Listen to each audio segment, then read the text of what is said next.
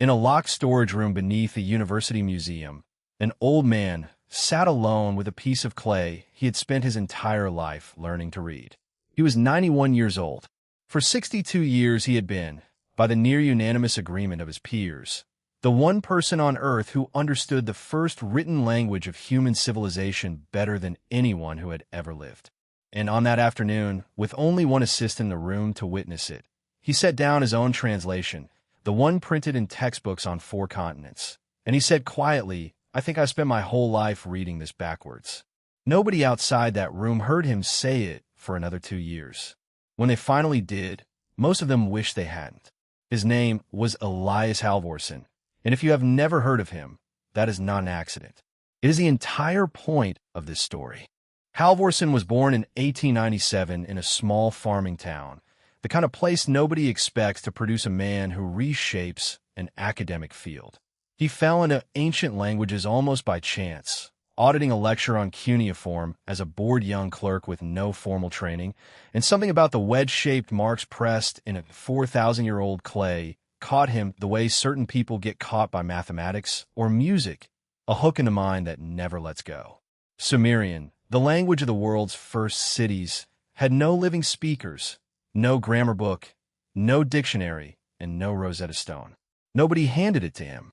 He built it, sign by sign, over decades, comparing broken tablet against broken tablet, testing a guess against a museum drawer in one city and a private collection in another, until slowly a dead world began breathing again under his hands.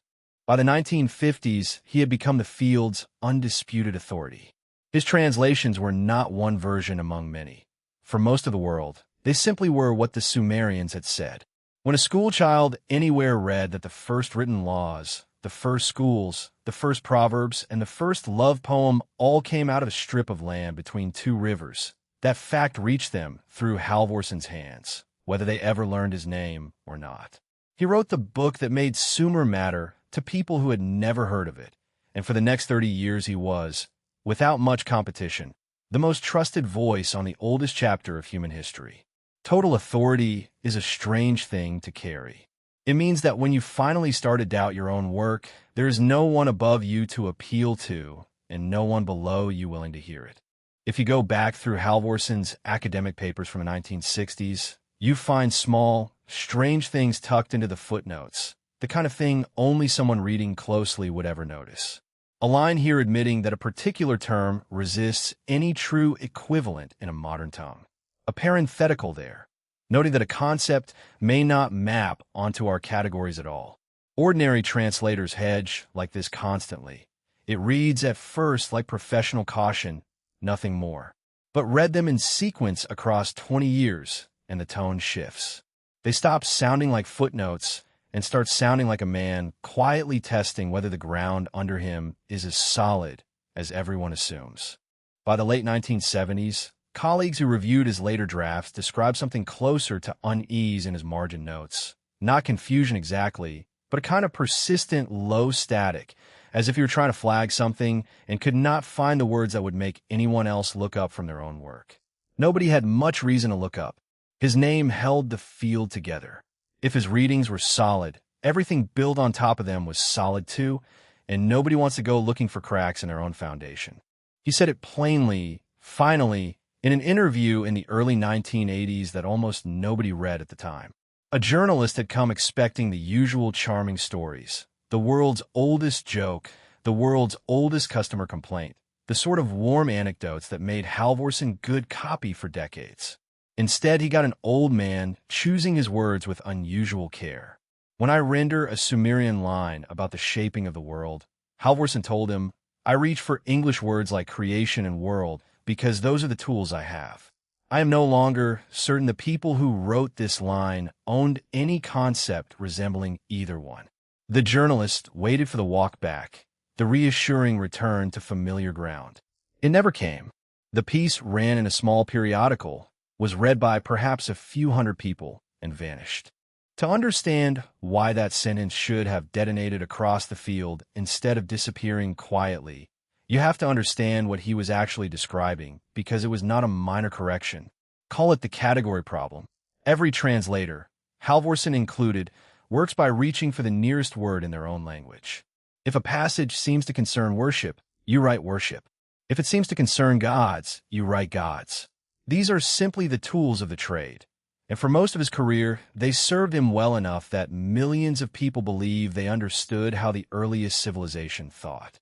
But the deeper Halvorson went, the more a specific absence bothered him. As far as he could determine, Sumerian had no word for religion. Not merely a different word, a total absence. And the longer he searched, the less it looked like an accident of what had simply failed to survive on clay.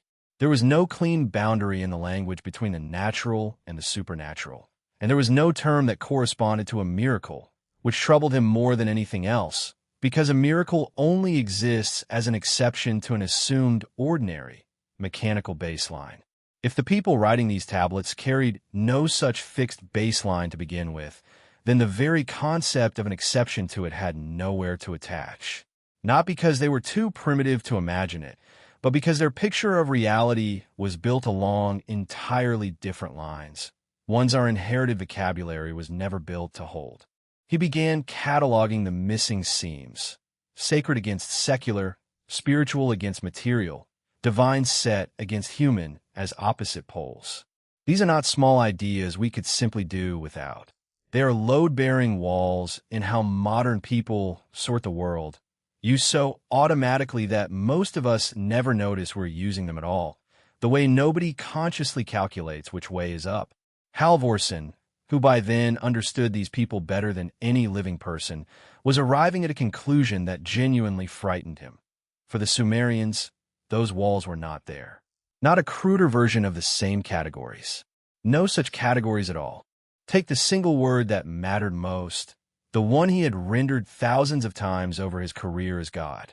It appears constantly across the tablets, granting, commanding, withdrawing, and for most of his life, he translated it exactly the way every textbook still describes it, a pantheon of powerful, temperamental beings worshipped in towering temples. But in his final years, he was no longer confident that the word pointed to a being at all. He came to suspect it meant something closer to a force, a governing principle at work in the structure of things rather than a person you knelt before, something for which he admitted modern language simply has no word because the underlying idea had dropped so completely out of ordinary human experience that our vocabulary never needed to make room for it. And once that thread comes loose, everything tied to it starts to move. If the word for God does not mean a being, then the word for creation may not mean an act of making from nothing, and the word for world may not mean the fixed, external place we assume it means. The tidy account he himself had helped hand to the public begins to look less like a faithful translation and more like a modern costume draped over a very old and very different body. There was one tablet in particular that never let him rest, a fragment recovered from Nippur, the great religious center of ancient Sumer, dated to roughly 2,000 years before the Common Era, more than 4,000 years before Halvorson himself was born.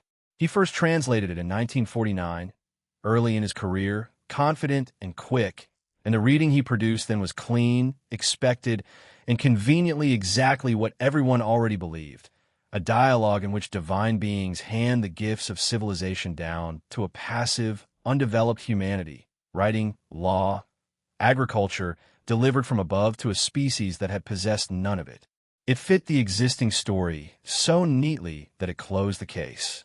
And yet, of every tablet he ever read, this was the one that kept pulling him back for 4 decades, the way you return again and again to a conversation that ended somehow wrong.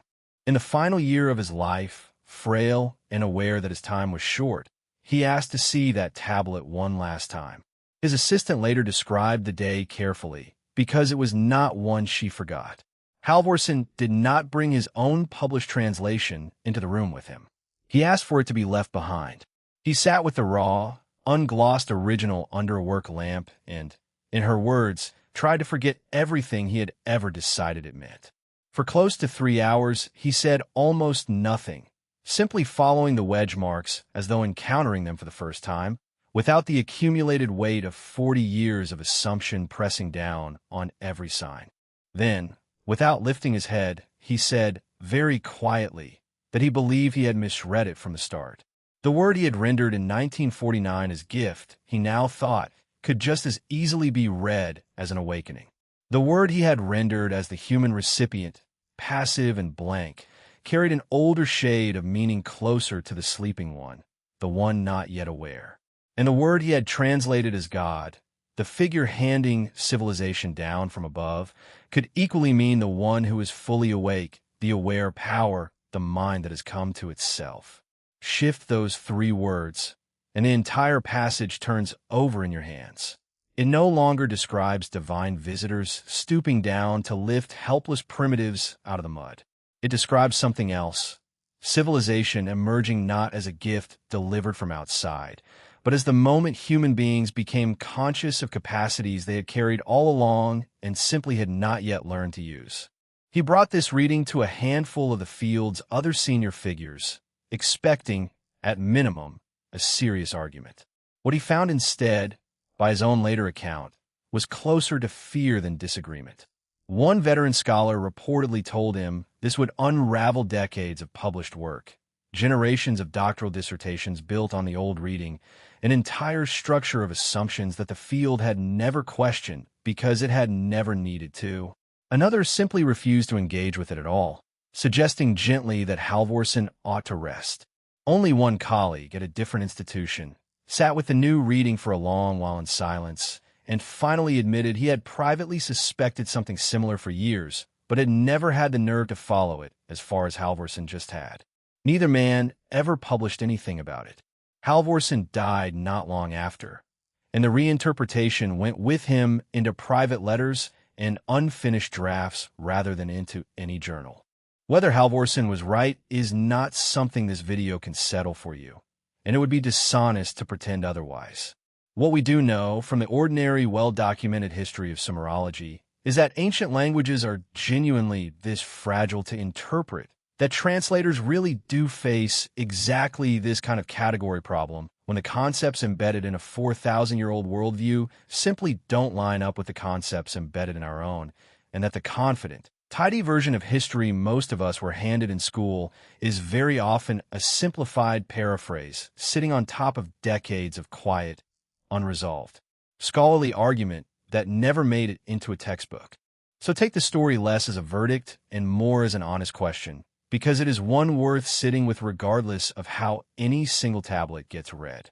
When we translate an ancient people's most important ideas into our own modern vocabulary, how much of what they actually meant do we lose in the exchange, simply because we are handing them words built for a completely different way of seeing the world? Which modern word do you think does the most damage when we force it onto a mind that never had any use for it? Leave your answer below and tell me why.